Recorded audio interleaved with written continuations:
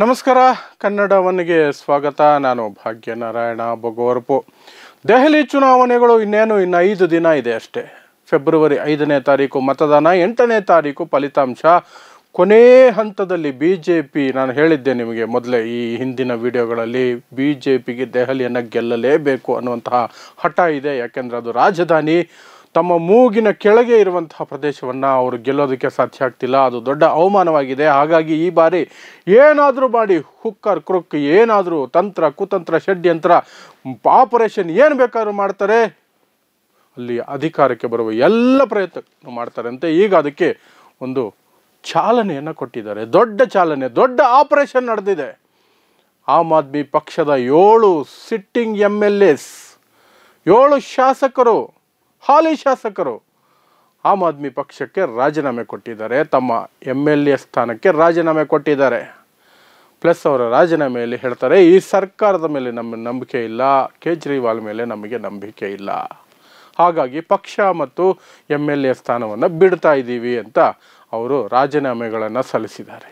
7 ಜನ sitting MLAs, 7 ಜನ ಹಾಲಿ ಶಾಸಕರು, ಆಮ್ ಆದ್ಮಿ ಪಕ್ಷದ ಶಾಸಕರು. ಇದರ ಅರ್ಥ ಏನು? ಆ 7 ಜನ 7 ಕ್ಷೇತ್ರಗಳಲ್ಲಿ ಬಿಜೆಪಿ ಪರವಾಗಿ ಪ್ರಚಾರ ಮಾಡೋದು ಕೊನೆಯ ಹಂತದಲ್ಲಿ, ಅಥವಾ ಒಂದು ಸಂದೇಶವನ್ನಂತೂ ಕೊಡ್ತಾರೆ. ಏನು? ಆಮ್ ಆದ್ಮಿ ಪಕ್ಷ ಸರಿ ಇಲ್ಲ, ನಾವೇ ಬಿಟ್ಟು ಬಂದಿದ್ದೀವಿ, ನಿಮ್ಮ MLA ಬಿಟ್ಟು ಬಂದಿದ್ದೀವಿ, ಸಿಟ್ಟಿಂಗ್ MLAಗಳು ನಾವು ಆಮ್ ಆದ್ಮಿ ಪಕ್ಷಕ್ಕೆ ವೋಟ್ ಹಾಕಬೇಡಿ, ಅವ್ರು ಸರಿ ಇಲ್ಲ ಅಂತ ಬಿಜೆಪಿಗೆ ಅನುಕೂಲ ಆಗೋ ರೀತಿಯಲ್ಲಿ ನಡ್ಕೊಳ್ತಾರೆ. ಅದು ದೊಡ್ಡ ಮಟ್ಟದಲ್ಲಿ ಈಗ ಕೆಲಸ ಮಾಡೇ ಮಾಡುತ್ತೆ. ಆ 7 ಕ್ಷೇತ್ರಗಳಲ್ಲಿ ಕನಿಷ್ಠ 3-4 ಕ್ಷೇತ್ರಗಳನ್ನು ಬಿಜೆಪಿ ಗೆಲ್ಲೋದಕ್ಕೆ ಸಾಧ್ಯತೆಗಳು ಹೆಚ್ಚಾಗ್ತವೆ. ಈ ಮೊದಲೇ ನಾವು ಒಪಿನಿಯನ್ ಪೋಲ್ಸು, ಅದು ಇದು ಸಣ್ಣ ಪುಟ್ಟ ಒಪಿನಿಯನ್ ಪೋಲ್ಸ್ ಅಷ್ಟೇ, ದೊಡ್ಡ ಸಂಸ್ಥೆಗಳು ಯಾರು ಒಪಿನಿಯನ್ ಪೋಲ್ ಮಾಡಿಲ್ಲ. ಅದರ ಬಗ್ಗೆ ಮೊನ್ನೆ ಸಹ ನಾನು ವಿಡಿಯೋ ಮಾಡಿದ್ದೆ. ಒಪಿನಿಯನ್ ಪೋಲ್ ಯಾವುದೋ ಹೊಸದು ಬಂದಿದ್ದು, ಶೈನಿಂಗ್ ಇಂಡಿಯಾ ಅನ್ನುವಂತಹದ್ದು, ಎಲ್ಲ ಒಪಿನಿಯನ್ ಪೋಲ್ ಇಲ್ಲಿವರೆಗೂ ಬಂದಿರುವಂತಹ ಸಂಸ್ಥೆಗಳು, ಸಣ್ಣ ಪುಟ್ಟ ಸಂಸ್ಥೆಗಳ ಒಪಿನಿಯನ್ ಪೋಲ್ಸು, ಸಟ್ಟ ಬಜಾರ್ ಎಲ್ಲ ಹೇಳ್ತಾ ಇರೋದು ನೆಕ್ ಟು ನೆಕ್ ಫೈಟ್ ಇರುತ್ತೆ ಅಂತ.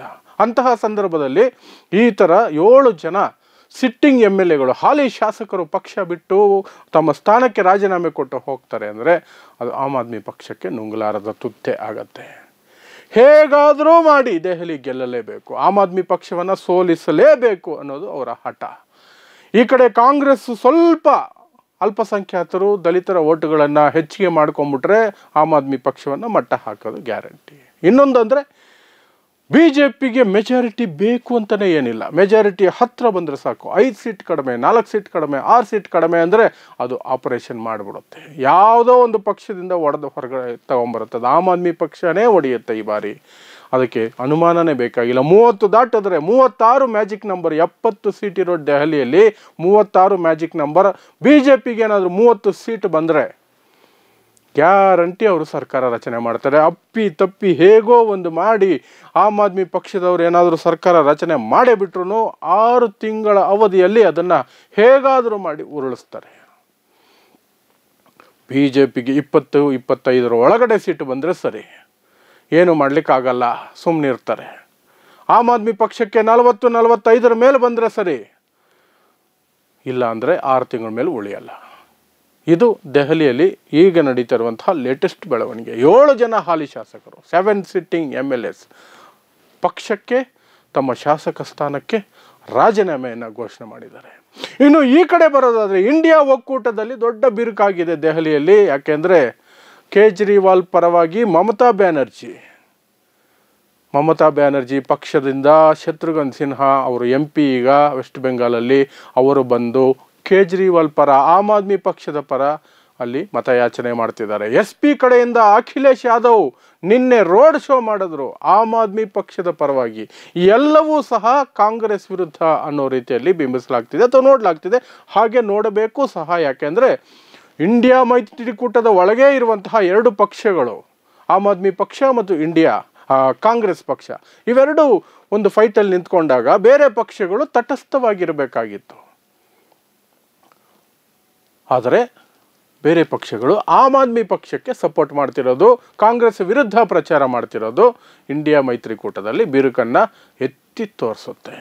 ಹೇಗೋ ಲೋಕಸಭಾ ಚುನಾವಣೆಯಲ್ಲಿ ಒಂದು ಒಗ್ಗಟ್ಟನ್ನು ತೋರಿಸಿ BJPಗೆ ಒಂದಷ್ಟು ನಷ್ಟವನ್ನು ಉಂಟು ಮಾಡಿದ್ರು. ಅದು ಮೆಜಾರಿಟಿ ಮಾರ್ಕಿಂದ ತುಂಬ ಕೆಳಗಡೆ ಉಳಿಯೋಂಗೆ ನೋಡ್ಕೊಂಡಿದ್ರು. ಆದರೆ ಲೋಕಸಭಾ ಎಲೆಕ್ಷನ್ಗಳು ಮುಗಿದ ನಂತರ ಹರಿಯಾಣ, ಮಹಾರಾಷ್ಟ್ರದಲ್ಲಿ BJP ಮ್ಯಾಜಿಕ್ ಮಾಡಿ ವಿನ್ ಮಾಡಿದ ನಂತರ ಇಂಡಿಯಾ ಮೈತ್ರಿಕೂಟದಲ್ಲಿ ಬಿರುಕುಗಳು ಕಾಣೋದಕ್ಕೆ ಶುರುವಾಗಿದ್ದಾವೆ. ಈ ಕಡೆ ಶರದ್ ಪವಾರು ಸಹ ಆಮ್ ಆದ್ಮಿ ಪಕ್ಷದ ಪರವಾಗೇ ಅಲ್ಲಿ ಪ್ರಚಾರ ಮಾಡ್ತಿರೋದು. ಇವರು ಶಿವಸೇನೆ ಉದ್ಧವ್ ಠಾಕ್ರೆ ಬಣ ಅವರು ಸಹ ಆಮ್ ಆದ್ಮಿ ಪಕ್ಷ ಕೇಜ್ರಿವಾಲ್ ಪಕ್ಷದ ಪರವಾಗಿ ಮಾಡ್ತಿರೋದು. ಎಲ್ಲರೂ ಸಹ ಆಮ್ ಆದ್ಮಿ ಪಕ್ಷಕ್ಕೆ, ಕಾಂಗ್ರೆಸ್ ಮಾತ್ರ ಒಬ್ಬಂಟಿಯಾಗಿದೆ. ಆ ಒಬ್ಬಂಟಿ ಅನ್ನುವಂತಹ ಅನುಕಂಪದಲ್ಲೋ ಅಥವಾ BJP ಮೇಲಿನ ಸಿಟ್ಟಿಗೆ ಮುಸ್ಲಿಮರು ಮತ್ತು ದಲಿತರು ಒಂದಷ್ಟು ಜನ ಏನಾದರೂ ಕಾಂಗ್ರೆಸ್ ಕಡೆ ವಾಲ್ಬಿಟ್ರೆ ಆಮ್ ಆದ್ಮಿ ಪಕ್ಷಕ್ಕೆ ದೊಡ್ಡ ನಷ್ಟ ಆಗೋ ಸಾಧ್ಯತೆಗಳಿರ್ತವೆ. 7 ಸೀಟುಗಳು ಈಗ ನಾನು ಹೇಳ್ದಂಗೆ ರಾಜೀನಾಮೆ ಕಾರಣಕ್ಕಾಗಿ ಆಮ್ ಆದ್ಮಿ ಪಕ್ಷದ ಪರ ಇರಬಹುದಾದಂತಹ ಸೀಟುಗಳು ಶಿಫ್ಟ್ ಆಗೋ ಎಲ್ಲ ಸಾಧ್ಯತೆಗಳು ಇರ್ತವೆ. So this is the latest developments from Delhi. ನೋಡೋಣ, ಇನ್ನು 2-3 ದಿನ ಪ್ರಚಾರ ಇದೆ. 3ನೇ ತಾರೀಕು ಸಂಜೆ 5 ಗಂಟೆಯವರೆಗೆ ಬಹಿರಂಗ ಪ್ರಚಾರ ಇರುತ್ತೆ. ಆಮೇಲೆ ಮನೆ ಮನೆಗೆ ಹೋಗಿ ಪ್ರಚಾರ ಮಾಡ್ಕೋಬೋದು. ಆ 2 ರಾತ್ರಿಗಳು ಒಂದಷ್ಟು ಏನು ಕಮಾಲ್ ಮಾಡ್ತಾರೆ. ಆ ನಂತರ ಮತದಾನದ ನಂತರ 2 ರಾತ್ರಿಗಳು ಉಳಿದಿರ್ತವೆ. ಆ 2 ರಾತ್ರಿಗಳು ಮತದಾನದ ರಾತ್ರಿಯೂ ಸೇರಿದರೆ 3 ರಾತ್ರಿ ಆಗುತ್ತೆ. ಆ ಸಂದರ್ಭದಲ್ಲಿ ಏನೆಲ್ಲ ನಡೆಯಬಹುದು ಘಟನಾವಳಿಗಳು ಅನ್ನೋದನ್ನು ಸಹ ನಾವು ನೋಡಬೇಕಾಗತ್ತೆ. ಪ್ಲಸ್ ರಿಸಲ್ಟ್ ಬಂದಾಗ ಅದೇನಾದರೂ BJP 30-31 ಬಂದು ಆಮ್ ಆದ್ಮಿ ಪಕ್ಷ ಎಡ್ಜಲ್ಲಿದ್ದರೆ, ಕಾಂಗ್ರೆಸ್ 1-2-3 ಸೀಟ್ ತಗೊಂಡ್ಬಿಟ್ರೆ ಆಗ ಇನ್ನೂ ಸಹ ದೊಡ್ಡ ದೊಡ್ಡ ಗೇಮುಗಳನ್ನು ನಾವು ನೋಡಬೇಕಾಗತ್ತೆ. ಅಮಿತ್ ಶಾ ರಿಯಲ್ ಆಪರೇಷನ್ ಆಗೋದು. ಈಗ ಮೈನರ್ ಸರ್ಜರಿ ಅಷ್ಟೇ ಈ 7 ಜನ.